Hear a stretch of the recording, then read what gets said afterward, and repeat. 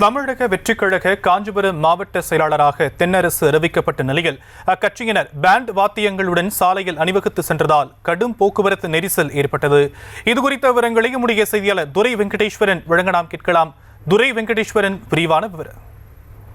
வணக்கம். இந்த புதிதாக ஆரம்பித்திருக்கக்கூடிய தமிழக வெற்றி கழகத்தினுடைய இரண்டாவது மாவட்ட செயலாளருடைய பட்டியலானது நேற்று வெளியிடப்பட்டிருந்தது.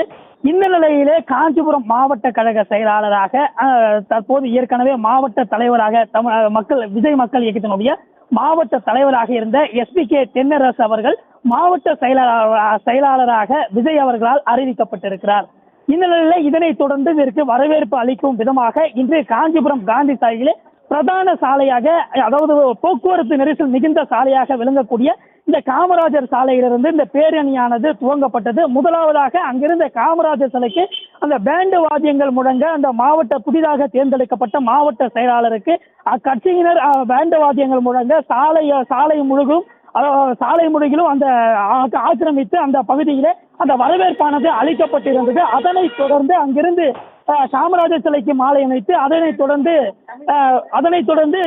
பழைய ரயில்வே நிலைய சாலையில் உள்ள அம்பேத்கர் சிலைக்கும், அதனைத் தொடர்ந்து காஞ்சிபுரம் கங்கை கொண்டான் மண்டபம் அருகே இருக்கக்கூடிய பெரியார் சிலைக்கும் மாலையானது அணிவிக்கப்பட்டிருந்தது. தொடர்ந்து அங்கிருந்து சுமார் 1.5 கிலோமீட்டர் தூரம் அளவிற்கு 1.5 முதல் 2 கிலோமீட்டர் தூரம் அளவிற்கு அந்த பேரணியாக கட்சியினர் புடைசூழ வந்த காரணத்தினால் அந்த பகுதியிலே கடும் போக்குவரத்து நெரிசலானது ஏற்பட்டிருந்தது. விவரங்களுக்கு நன்றி துரை வெங்கடேஸ்வரன்.